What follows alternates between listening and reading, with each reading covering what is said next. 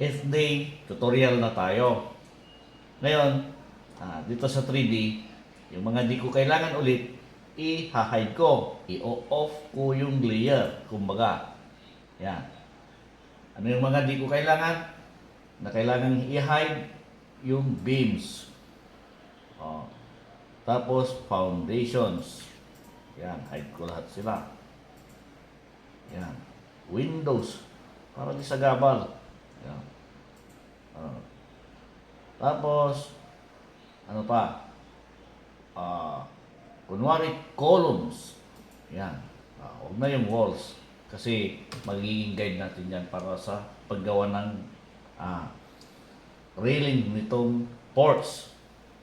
Ang gagawin natin kasi ngayon ay tungkol sa railing nitong ports. Yan. Gagawa tayo ng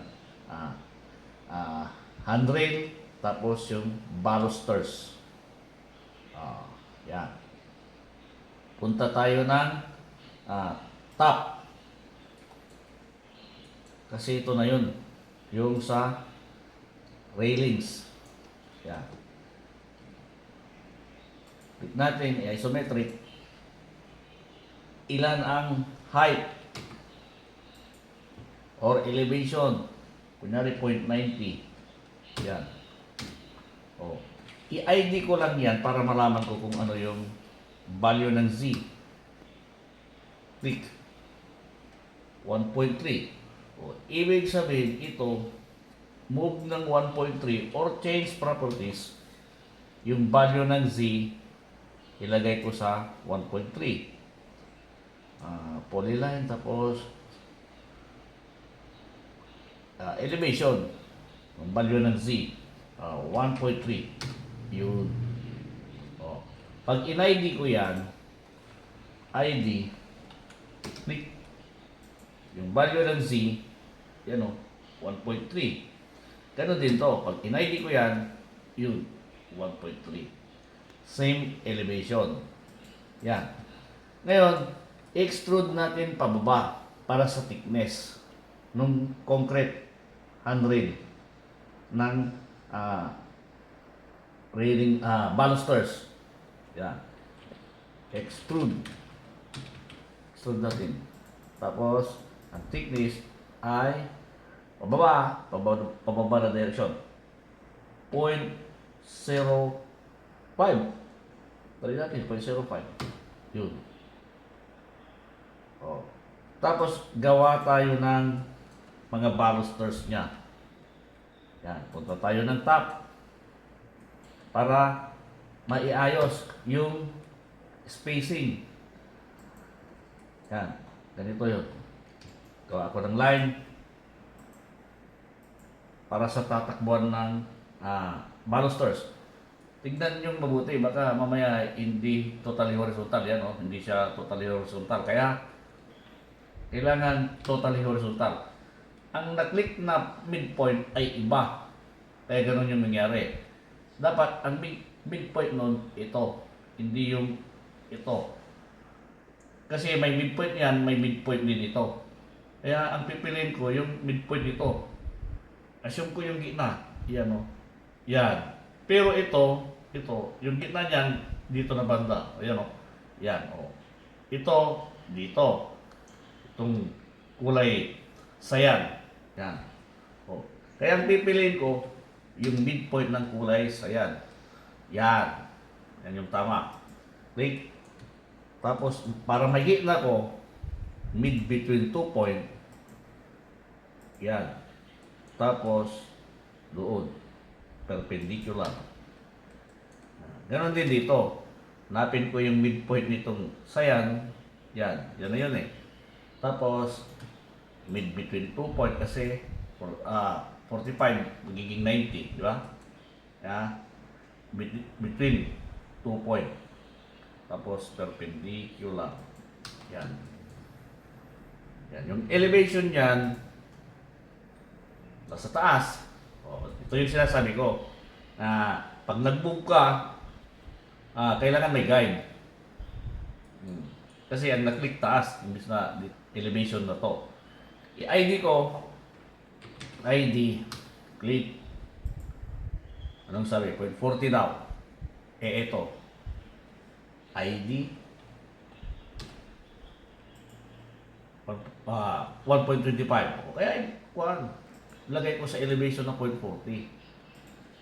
CX elevation 0.40. Yun. Lalapat sa flooring. Yan.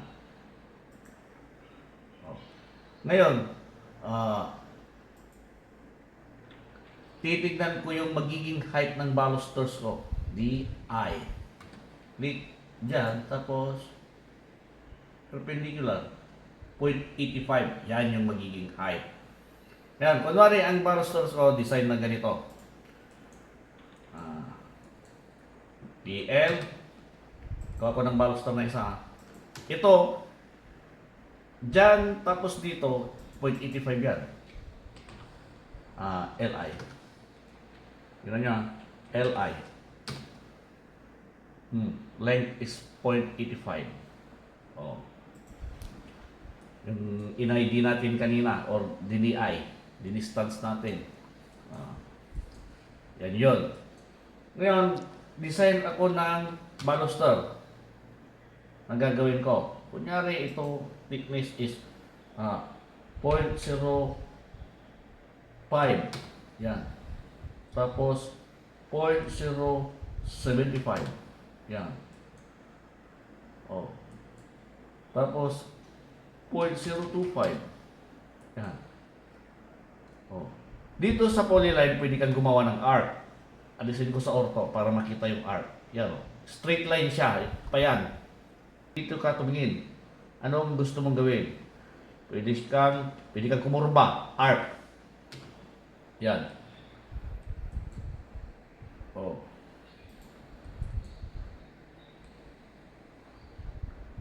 Yan.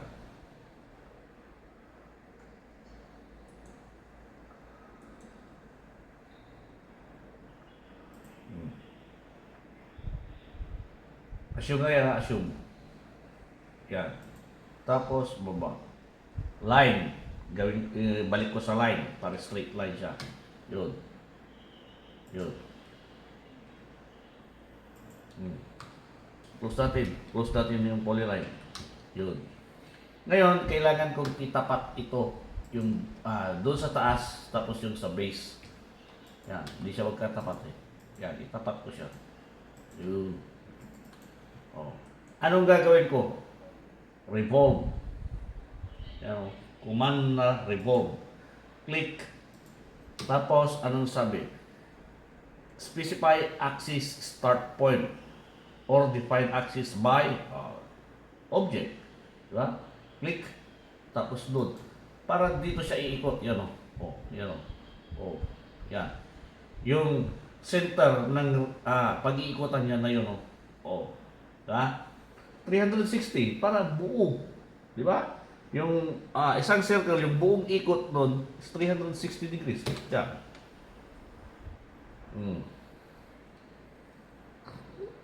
Yan. Oh. Lagay natin sa gitna. Oh. I-move ko na walang guide. Try ko lang ha. Yan. Kunin ko sa center. Tapos lagay ko dito. Perpendicular. Hindi ko lang alam kung nakachamba ulit. Yun, bumaba na. Kaya kailangan mo ng guide. Oh. Yan do ko, Ctrl Z. Nung hindi pa na-move dyan, pag tignan mo sa harap, nasa tama pa. Oh. Kaya kailangan mo ng guide. Ito yung sinasabi ko sa mga naunang video natin sa tutorial. Polyline. Gawa ka ng guide. Tapos, saan ko ilalagay? Sa gitna. Yan. Ngayon, itong line na to, na-guide ko, i-move ko siya palayo para tumama yung mga snap ko sa guide na ito. Move. Yan. Pag pinurang ko yan, hindi na siya ganun. Wala na sa baba. Yan. Ngayon, ilagay ko siya sa unang start ng location. ng baluster. Yan. Tapos, array. Pwede rin kung gusto mo ng yung mga distance mo magbibigay ka ng tamang distance para sa spacing, pwede rin. Copy. Tapos ganito. Explode mo yan. X. Para sa explode. Li. Ilan ang length? Anong sinabi dyan? 1.325. Yung haba nito. Yung start. Saan ba yung start? Diba dito? I-trim ko yung wala sa start. Di ba dyan siya nag-start eh? Hindi naman doon eh. Kaya ikakat ko yung hindi pinag-startan. Kaya trim, hindi ko kailangan yun kasi. Yan. Li ko siya. Li, ilan? 1.2353. Oh. Kunyari ang spacing ko ay gusto ko equal. Oh. Ilan yan? Di ba? Computing na lang natin para equal. Control C. Kunyari, calculate. Control V. Kinapit ko yung length. Divided by 0.15. Yan. 8. O di, ito, i-divide ko sa 8. Divide. Click. 8. O. Ano ang guide ko dyan? Yan o. Yan. 8 eh. O, di ba? Kapiin ko siya. Tapos, yan. Array. Gamitan na natin ang array. Tapos, ilan? Number of item of array. 8. Di ba? Tapos, second point. Diyan tayo nag-start. Tapos, second point. Hanapin natin yung unang node. Snap natin sa node. Yung unang node. Yun. Oh, di ba? Oh. Plus, dito, sa dulo. Yan. Ngayon, gusto rin natin lagyan ito. Madali lang, mirror na. Para equal yung mga distance nila. Mid between 2 point. Kagaya ng sinasabi ko palagi. 45 yan. Naghati sila sa angle ng 90 degrees. Tatama yung alignment nito dyan pag kinapi mo, pag minirror mo. Yan o. Click. Yun.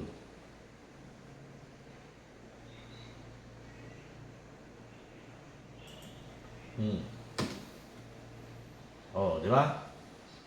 Oh, mirror ko sa kabila. Mirror. Yan. Mirror. Oh, di ba? Sakto. Di ba? Yan. Oops. Oh, hindi ako gumawa kasi ng guide. Oh. Ngayon, hindi ako gumawa ng guide, kaya nahulog. Madali lang naman. Ganyan ko siya. Tapos gagawa ko ng polyline. Magiging guide ko na para ilagay dun sa ibabaw. Yan. Click. Dapat perpendicular. Tapos straight line to para vertical yung move. Yan. Tapos ako ko i-move. Dito ako hahawak kasi polyline yan. Straight na straight vertical. XY lang siya. Hindi gagawa ng Z. Yan. Pick. Yun. Kaya, andun na siya. Yan. Andun na siya. Oh. Yan. Oh, di ba? Oh. Ngayon, wala siya sa layer. Kaya ang gagawin natin, gawa tayo ng layer na railing. Tapos, balusters. Gawin ko itong kunwari white. Tapos yung balusters, white na rin. Tapos kunyari ito, gusto ko ito. Yan. Oh. Ito, white. Yung railings. Railings, yan. Tapos ito, mga balusters. Click, click, click. lagay ko sa balusters. Ba? Balusters, yan. Ganun din ito. So, may problema, may naklik akong iba doon. Kaya, yan. Kasi naging ganyan siya, oh. Baka may naklik akong iba. Oh, yun. Shift. Click eh. Shift. Yun. Oh, naging Windows na siya kasi nasa layer na Windows. Lipat ko na sa balusters. Balusters. Yun. Yan. Pag titignan mo yan, ganyan yun. Yan. Layer on ko. Layer on. May balusters na siya. Tapos, handrail. Yan. Oh. Ngayon, yung pagde-design ng balusters, maraming paraan yan. Hindi lang ganun sa ginawa ko na ang ginamit ko ay revolve. Pwede rin ganito, oh. Punta ako ng top. Sa isometric ako. Gawa ako ng vertical line. Yan. Line. Hindi polyline. Kasi pag polyline yan, hindi yan mag-ZZ. Polyline. O itaas ko man, wala. Pupunta sa XY. Kaya yung line, tapos polyline, ang pagkakaiba nila, ang polyline XY, pero ang line XYZ. Line, click ako, tapos 0.85 yung height ng baluster natin.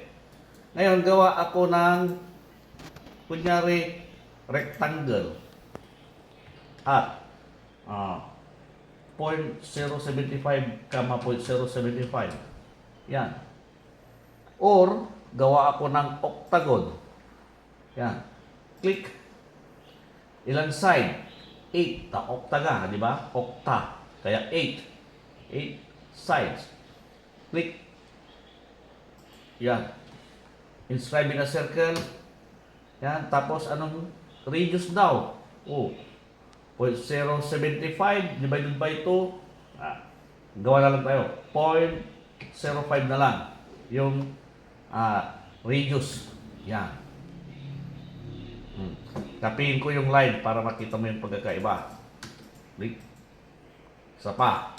Kasi, ipapakita ko din sa'yo kung paano itong helix. Click mo yung helix na command. Ayan. Helix. Yan. Click. Gawa ko ng diameter na kunyari 0.15. Base, radius. 0.15 di 0.075. 0.75. Kasi radius yung tinatanong eh.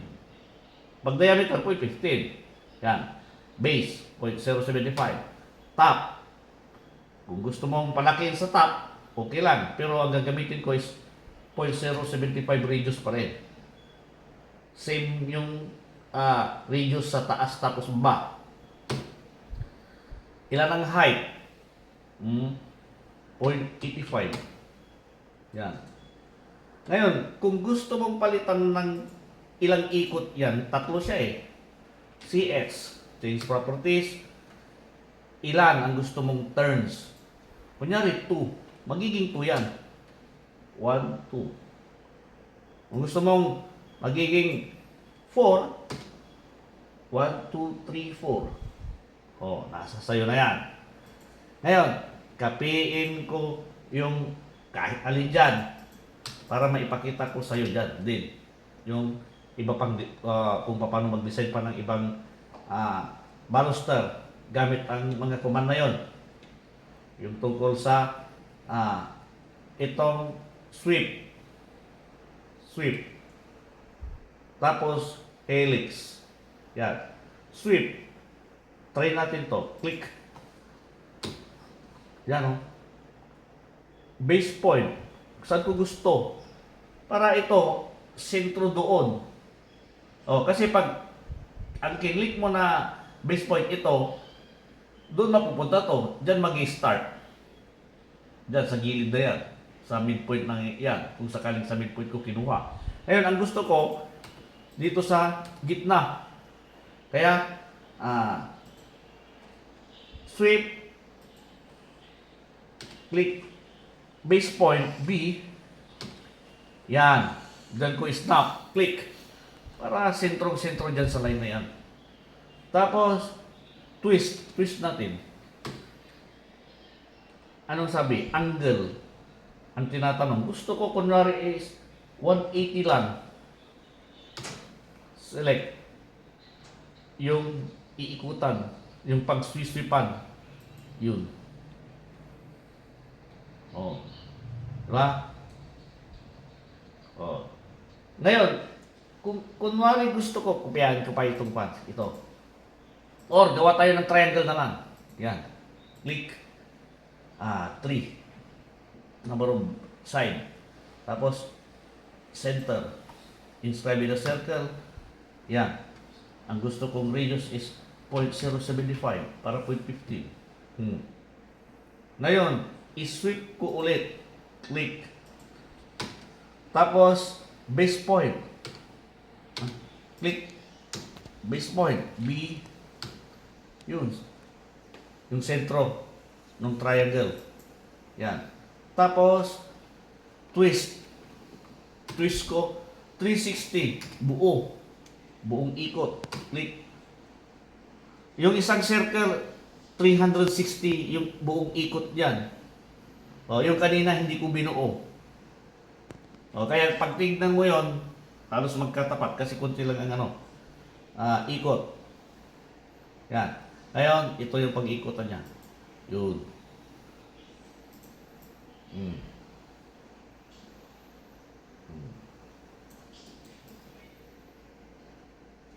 O, pag ito naman, try natin ulit. Sweep.